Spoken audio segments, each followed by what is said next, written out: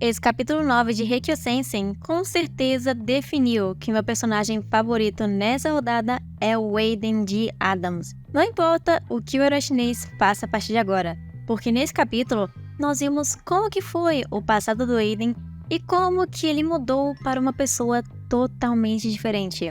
E o título desse capítulo é Maior Divisor Comum. E ele fala sobre o passado do herói americano e seu amigo da época do exército, que ele era o herói dele nesse mundo e que já no início do capítulo mostra que esse passado se passa lá no ano de 2203, quando Aiden ainda tinha somente 14 anos de idade. E nessa época, diversas coisas estranhas começaram a acontecer com ele, e também de várias maneiras diferentes, como pássaros mortos caindo em sua volta, a neve caindo somente na sua cidade, bem no meio do verão, e de repente, um garoto que estava brigando com ele foi atingido por um raio e levado para o hospital, e outras coisas que aconteceram através dos meses, já mostrando que desde jovem, o poder do Aiden é muito grande e bastante descontrolado, conseguindo até mesmo controlar o tempo sem que ele percebesse. E os pais dele começaram então a explicar o que eram as células de Teseu, e que eles pesquisaram sobre isso em segredo, sem contar para o Aiden previamente. E eles também disseram que existem diversos relatos de casos assim como o dele ao redor de todo o mundo, e que crianças com poderes misteriosos também foram descobertas. E diversas coisas aconteciam com essas crianças, assim como o Aiden estava experienciando. Mais especificamente, esse capítulo mencionou que aconteciam rachaduras no chão ao redor das crianças, nevoeiros e algumas até respiravam debaixo d'água, mas que eles ainda não sabiam o porquê disso estar acontecendo.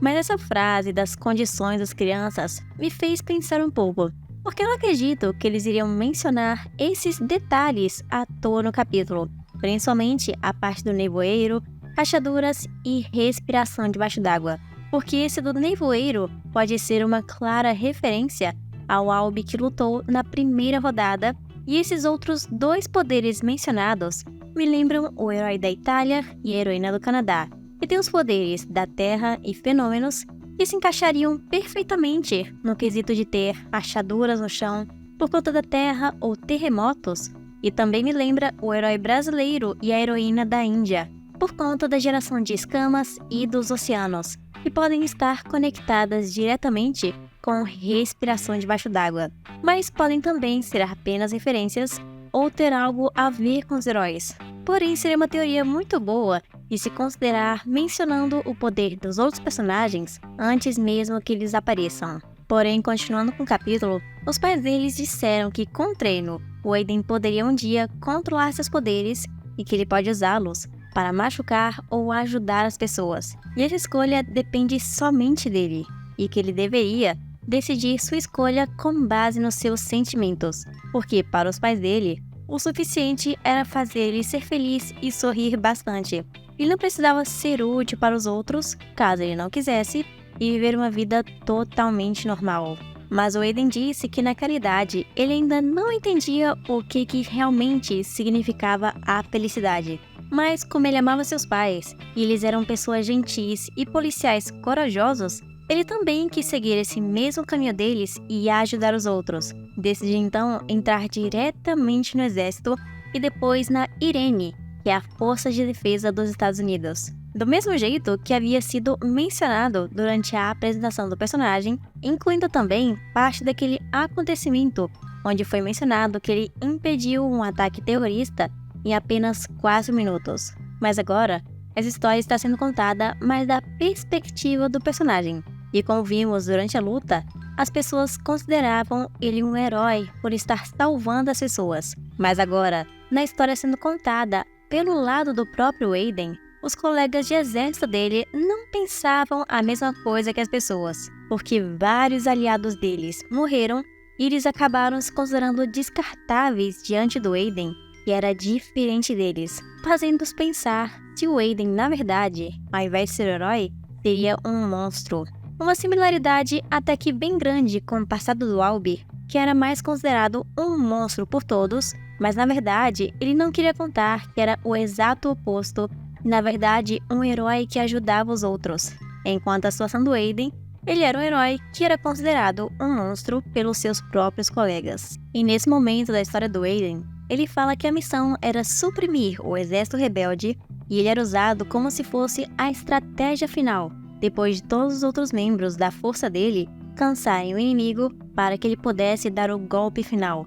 E sempre no meio do processo, um de seus colegas acabava sendo sacrificado. Mas o Aiden não odiava os treinamentos ou o combate real, mas ele disse que cada vez que ele via os cadáveres dos seus amigos e inimigos no chão, ele pensava se estava mesmo tudo bem em fazer isso desse jeito. E além disso, quando o Aiden já estava de volta lá na instalação dos soldados, eles ficavam falando do Aiden, que o colega de quarto dele morreu e que eles podem acabar sendo os próximos se não tomarem muito cuidado. E dizendo isso bem alto justamente para o Aiden ouvir tudo o que eles estavam dizendo. E ele também menciona que hoje em dia ele não conseguia sentir o gosto da comida, como se fosse uma forma de representar que ele não está sentindo mais nenhum sentimento, além de cumprir o seu dever sem nem pensar antes.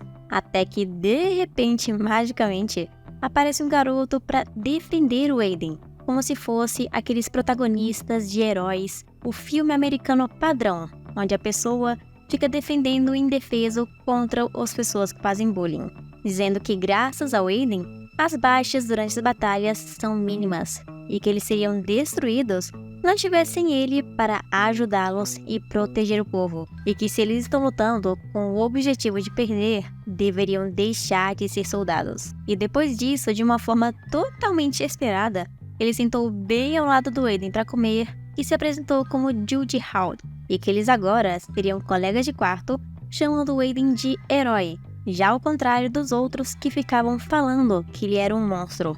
E até aqui estava indo tudo bem e todo mundo feliz. E inclusive, o Aiden mostra uma pequena característica no seu passado que foi revelada de uma forma bem sutil nos capítulos anteriores na batalha, onde ele está contando o número de pessoas que foram mortas em um certo período, porque ele diz que se sente mais à vontade quando se trata de números. E no início dessa segunda batalha que estamos vendo no mangá de Heikyo Sensen, ele fala bem baixinho durante a sua introdução a quantidade exata de terroristas que morreram naquele dia que foi mostrado pela própria inteligência artificial. E um pouco antes, ainda durante a primeira rodada, havia uma equação que estava desenhada em uma de suas mãos. E eu acredito que isso aconteceu pelo menos 1 ou 2 capítulos antes dele ser apresentado oficialmente. Então, aparentemente, essa mania se manteve desde os tempos de antes até atualmente, onde estamos vendo esse grande torneio. E ele também diz que não quer pensar se essas pessoas mortas que ele está contando tinham amantes, filhos ou até mesmo família. Ele acha que somente um é o suficiente para contar a pessoa. Mas ele também não quer que seja 0, senão ele vai acabar sentindo que vai se tornar o mesmo monstro que todos dizem que ele já é.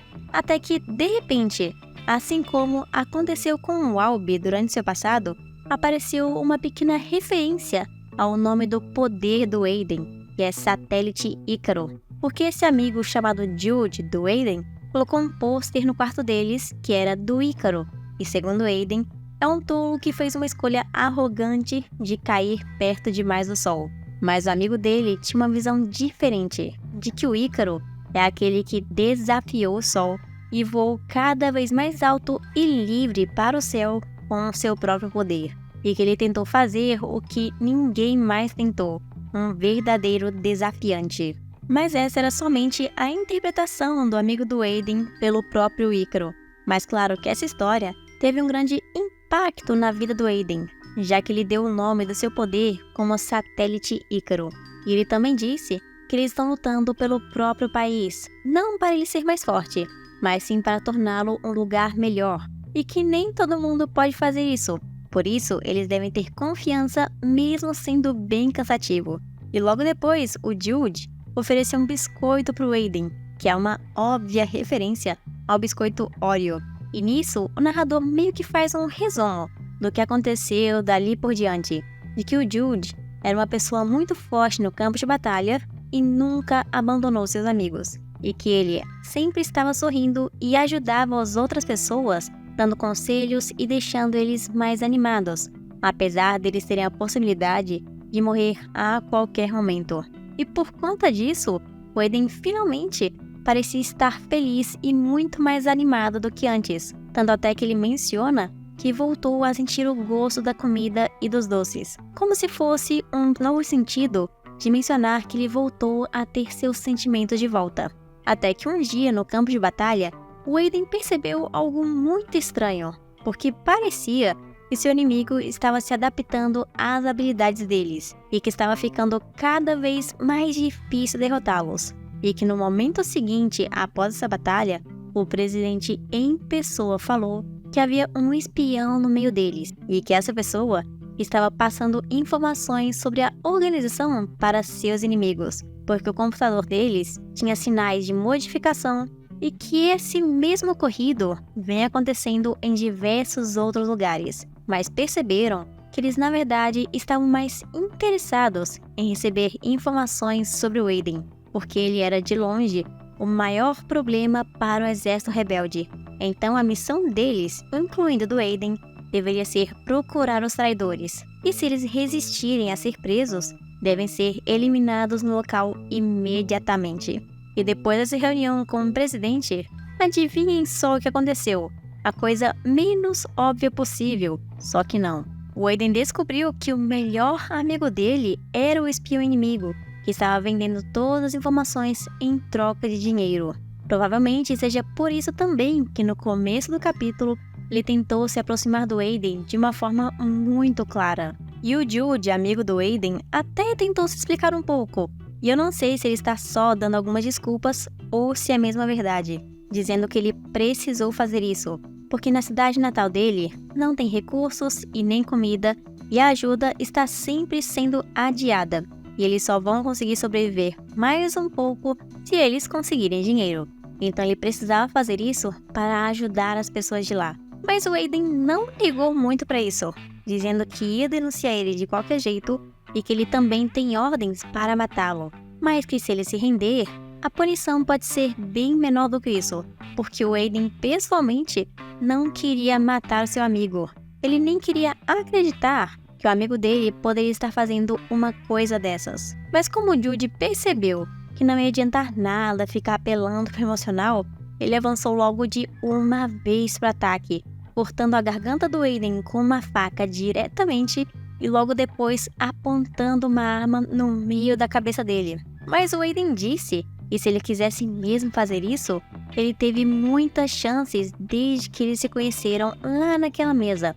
Mas a verdade era que o amigo dele também não queria matar o Aiden, mas ainda assim ele sabia que precisava fazer isso, e por conta desse pequeno detalhe, ele continuou hesitando entre matar ou não matar o Aiden. E infelizmente, sem perceber, o herói americano acabou meio que usando seu poder como uma forma de defesa, mandando um raio bem forte no meio do peito do seu amigo, para no final ele mostrar que não era nem um pouco diferente dos outros do exército, chamando o Aiden de monstro e que ele deveria já ter matado ele muito antes mesmo. E depois disso, esse traidor caiu no chão praticamente duro, com um buraco na barriga ou todo queimado nessa área, graças ao raio que atingiu ele, não conseguindo sobreviver de forma alguma. E o Aiden, que é meio sentimental nesse passado, não conseguia acreditar no que aconteceu, já que ele não queria ter feito isso com seu amigo e também, pelo que eu entendi, ele ainda não tinha total controle de seu poder ainda, ou pelo menos não sabia muito bem como utilizá-lo. E ele ficou se lembrando de uma memória que ele tem com seu amigo, onde o Jude falou que queria ser um astronauta, que agora no Heikyo-Sensen é uma profissão que não existe mais, mas ele queria ter a oportunidade de ver o mundo lá de cima como se fosse um super-herói. E esse sentimento acabou deixando Aiden muito culpado. Ele não gostou de ficar lembrando dessas memórias bonitas e as coisas boas que ele passou com Jude, falando que esse seu amigo era o seu verdadeiro herói nesse mundo. Então meio que ele não queria viver sabendo que matou o seu herói. Então aquela arma que estava com seu amigo antes o próprio Aiden pegou e fez aquela cicatriz na cabeça, que foi mostrada no capítulo passado, tentando ir dessa para melhor. E quando eles descobriram que o Aiden fez, o presidente ficou desesperado, já que o Aiden era como se fosse a arma secreta dessa organização, querendo saber o que aconteceu com ele, por que o Judy Hawks não foi avisado por isso ou chamou eles, parecendo até que estava histérico de tanto desespero. Mas então, ao invés daquela pessoa que sempre está com os Estados Unidos tentar ajudar o Aiden, aconteceu algo muito esquisito, que fez o Aiden se tornar o personagem que conhecemos hoje, por causa que as leituras dele estavam medindo uma taxa de ressonância de 99,99 vários outros noves. E nesse momento que mostra a taxa dele, eles mencionam especificamente que a taxa dele estava subindo. Então o meu chute é que antes o Aiden tinha uma taxa boa, mas nada assim tão uau como essa que foi mostrada agora, ou seu poder estava dormente para que ele pudesse então despertar um momento depois. Porque o mais estranho no fim desse capítulo é que o Aiden acorda totalmente diferente da pessoa que foi mostrada o capítulo inteiro. E ele começa a falar como se fosse um soldado perfeito que não considera nada além de números, o que é bem esquisito.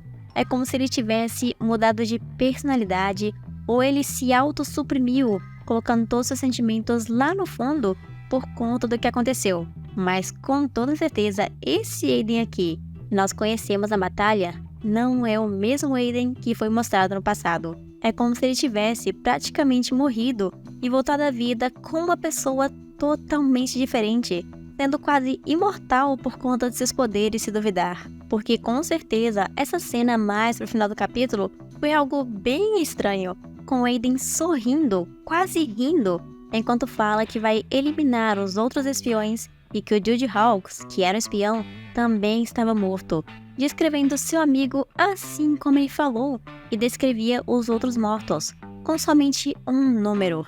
Então, provavelmente, o que nós vamos ver no mês que vem, quando a batalha retornar, é esse Aiden com uma personalidade ainda mais doida, querendo eliminar o herói chinês de uma só vez, já que foi mostrado no capítulo anterior que ele fica realmente rindo e sorrindo quando está nesse jeito meio doido. Mas eu acredito que também temos a chance de ver o Aiden voltar a ser o que era, caso ele receba um ferimento bem naquela cicatriz que ele fez. Mas eu espero de verdade que o passado do herói chinês seja assim tão bom quanto o do Aiden, que eu gostei demais. E um pequeno detalhe que saiu adicionado nesse capítulo é a primeira parte da ficha de informações dos lutadores, mostrando 8 lutadores nesse mês e no próximo os outros 8, para poder fechar totalmente todos os 16. E o que eu gostei nessas fichas é que elas falam a altura do personagem, seu país de origem, o que eles gostam ou não e a frase favorita deles,